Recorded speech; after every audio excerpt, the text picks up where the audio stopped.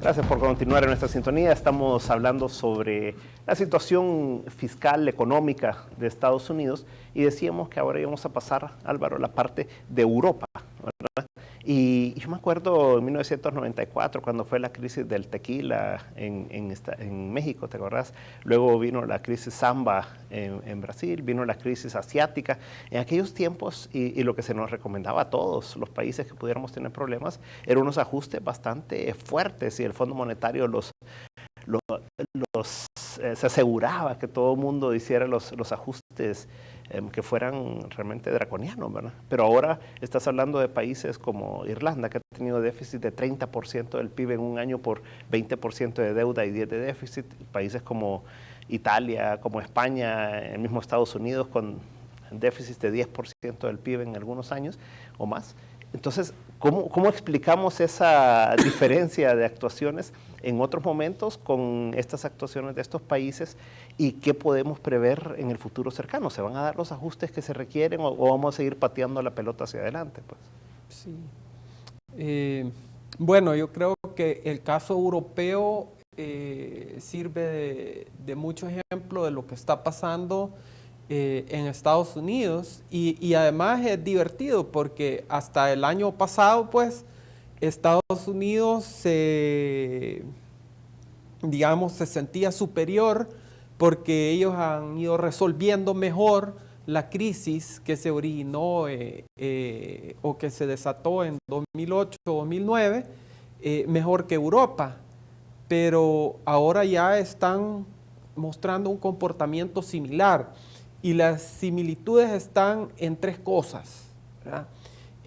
La primera es la que se mencionó al principio del programa, que se están resolviendo nada más con parches, con soluciones de corto plazo para problemas de largo plazo. Esto lo ha estado haciendo Europa en el diseño de la zona del euro, los 17 países que pertenecen a la zona del euro. El diseño no fue perfecto porque no hubo una integración del sistema financiero y de la regulación del sistema financiero, ni tampoco una integración de la política fiscal. Esos son como los problemas principales, estructurales, que tiene que resolver la Unión Europea, además de los problemas o los retos de las diferencias de productividad que existen entre los miembros de la Unión. Pero esos problemas no los han estado resolviendo. Entonces ese es como el primero, ¿verdad? O sea, a última hora, cuando ya el problema de corto plazo ha llegado a un extremo, hacen un parche y postergan la solución de largo plazo. Entonces, eso es lo que acaba de pasar en Estados Unidos. El segundo punto es poner los intereses particulares antes que el interés general. En Europa, por ejemplo, lo que ha estado ocurriendo con la solución ahorita de la crisis fiscal que están teniendo algunos países, el problema que enfrenta la zona euro es que unos países definitivamente ya son insostenibles en sus finanzas públicas y entonces hay que hacer un rescate. Y la pregunta es, ¿quién va a pagar el rescate? Entonces, hay los países que están más al norte de Europa, Alemania y otros países nórdicos, no quieren pagar el costo de rescatar a otros países, ¿verdad? Que han sido irresponsables. Que han sido irresponsables, pero tampoco se pueden escapar de la responsabilidad quienes les prestaron el dinero. Y ahí están los bancos de Alemania y otros bancos de la región que también tienen responsabilidad. Entonces, al final, todos somos responsables. Pero el punto es de que se antepone el interés particular sobre el interés general. En el caso de Estados Unidos, que no estamos hablando de una unión monetaria, sino que estamos hablando de los intereses partidarios, ¿verdad? O sea, los intereses de los demócratas y los republicanos, y se ponen primero esos intereses o de los grupos que dominan en este momento a los partidos sobre el interés general de resolver un problema de nación. Y el tercer factor que tiene en común con Europa es el tema de la falta de honestidad de los políticos.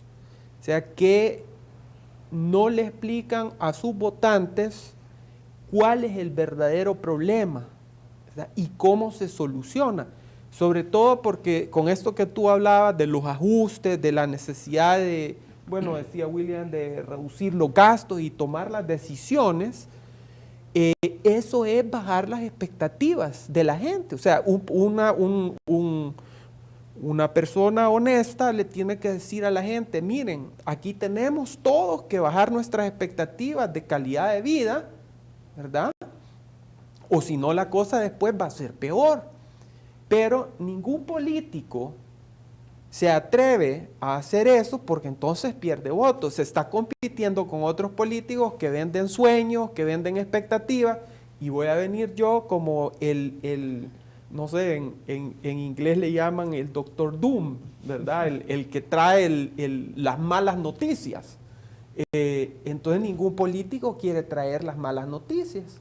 Y ahí está la falta de honestidad. Y eso está ocurriendo en Europa, está ocurriendo en Estados Unidos. Carlos, ¿por qué será que hay como un doble estándar? Que a los países europeos, Estados Unidos, etcétera, se les trata como que no importa que tengan déficit del 10% del PIB. Yo no me puedo imaginar países de Latinoamérica teniendo ese tipo de déficits por varios años, ¿verdad? Además, Estados Unidos, pues, la gente está dispuesta a prestarle todavía cualquier cantidad de dinero, y los países, incluyendo China, ¿verdad? Bueno, yo creo que tiene que ver con el peso que estos países tienen en las instancias de control de las multilaterales. Digamos, el sistema financiero internacional que surgió de Bretton Woods, el Fondo Monetario, el Banco Mundial, básicamente está controlado por los grandes, ¿verdad? De Estados Unidos y Europa. Y si lo vemos, bueno, creo que desde que surgió, la práctica común es que Estados Unidos nombra al presidente o al director del Banco Mundial, y los europeos ponen al director del Fondo Monetario. Y esa es una tradición ya establecida. Entonces, y cuando uno mira los consejos directivos, los boards de estas instituciones, están controladas por los grandes. Entonces sería muy difícil que ellos mismos se van a clavar la estaca, ¿verdad? Como que Drácula se clava su propia estaca. Y yo creo que de ahí deriva un poco el doble estándar, aunque hay que reconocer que yo no sé si porque el Fondo Monetario se ha vuelto como un abuelo más bonachón, también han sido menos exigentes con los países, digamos, no tan poderosos. Digamos, ahora el fondo es más flexible en los programas de ajuste. Creo que tiene que ver también un poco con el giro que le dio la dirección de Dominique Strauss-Kahn, ¿verdad? Que, bueno, podrá ser muy censurable en muchas cosas de su vida privada, pero creo que la mayoría de la gente, incluso sus detractores, coinciden en que hizo una buena gestión al frente del fondo, y entre otras cosas le dio digamos, como otra perspectiva, cambió muchas de las políticas del fondo, más flexibilidad en el abordaje de los problemas de desequilibrio estructural. Y no sé si más bien el problema es que se ha ido más bien hacia el lado muy blando, y se necesitaría como un fondo intermedio. Pero bueno, ese es un tema que... Lo que pasa es que tampoco puede ser duro con unos y blando con otros, ¿verdad? Como que se ha ido haciendo más blando con todos porque no lo puede ser con los más grandes, ¿verdad? Sí, porque si no, uno le podría señalar claramente un problema de incoherencia. Bueno, ¿por qué a Estados Unidos le permitís déficit de 10% o a Alemania le permitís deuda de 85% del PIB y a nosotros no, ¿verdad? Yo creo que es muy claro. Entonces quizá tiene un poco de ese tipo de vergüenza, ¿no? De que le van a decir, sos incoherente. Y si aterrizamos en El Salvador y el programa con el fondo, justamente, ¿cómo ves tú las perspectivas de un nuevo plan, de un nuevo programa con el fondo? Bueno, el programa expira ahora en marzo, el 10 de marzo, o sea, estamos a prácticamente 2 meses de que expire. No tiene mucho sentido estar tratando de ver qué se hace con este programa que va a expirar. Y ahí la decisión es si una vez que expire se hace un nuevo acuerdo que llegará a cubrir hasta mayo del 2014, para evitar que ocurra con el siguiente gobierno lo que nos pasó a nosotros, que el gobierno anterior nos dejó amarrados con un mal acuerdo con el fondo. Pero esa es una decisión que ya el presidente de la República tendrá que evaluar y por el lado del fondo también tendrá que evaluar si amerita entrar en un acuerdo ahí sería básicamente un poco más de un año. Que hay acuerdos así, ¿verdad?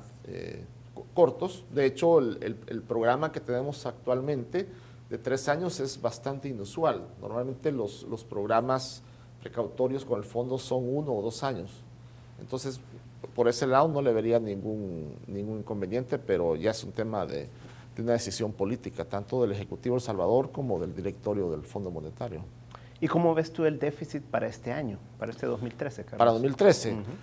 Bueno, sabemos que en la aprobación del presupuesto, el déficit que está en el presupuesto es 3.3. Luego está el déficit del acuerdo interpartidario para la aprobación de los 800 millones, que es 2.7. En un año electoral es complicado, ¿verdad? Es complicado. Ahora, por otro lado, tenemos que este año, que acaba de terminar, el déficit iba a ser 4, y el ministro de Hacienda, a base de ponerse duro y de apretar y decir no hay dinero, no hay dinero, no hay dinero, a todas las demandas que le llegaban, lo ha logrado reducir, esperamos, a 3.6.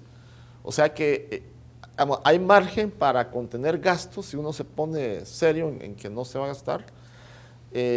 Y por el lado de los ingresos, bueno, el paquete de medidas tributarias que se había comenzado a discutir, según el ministro de Hacienda, se va a poner en el congelador para ver si se le apuesta a la parte de las leyes de fomento a la inversión, y por ahí, si hubiera un repunte económico más o menos significativo que llevara a un incremento de los ingresos, tal vez ya no sería necesario proceder con el último paquete de medidas tributarias que se estaba considerando.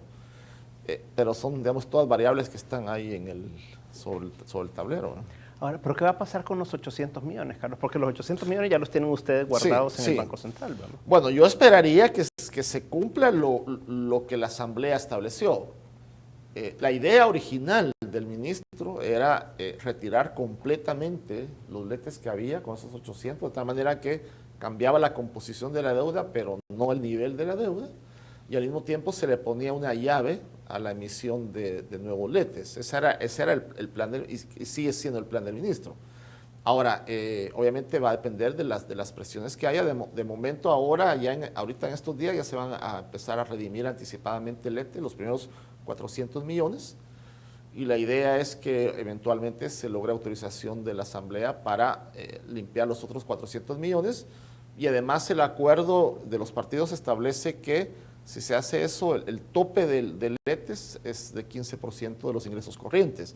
Actualmente, digamos, tradicionalmente la ley del presupuesto ha funcionado con un techo de 40% de los ingresos corrientes, que te da margen para emitir un montón de letes. Entonces eso se reduciría al 15%, lo cual ya le pone un candado para seguir en el jueguito ese del rolling over, ¿verdad? De reciclar o bicicletear la deuda de corto plazo. Ok, vamos a un corte comercial, pero a la vuelta, William, veamos entonces en El Salvador, partiendo de lo que menciona Carlos, entonces, ¿cuáles serían las perspectivas de déficit y de este ajuste que indudablemente El Salvador requiere también, igual que los otros países? Bueno, en un momento estamos de nuevo con 361 grados.